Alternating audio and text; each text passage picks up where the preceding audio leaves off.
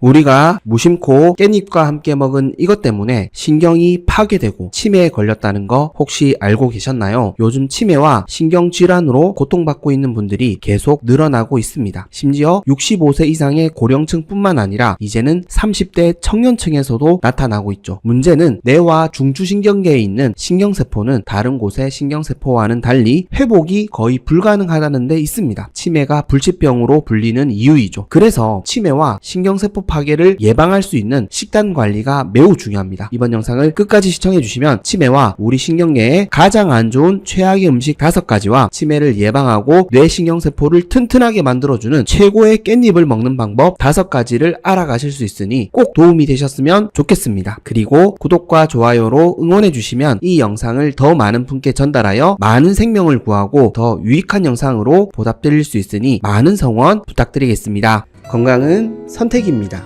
선잘.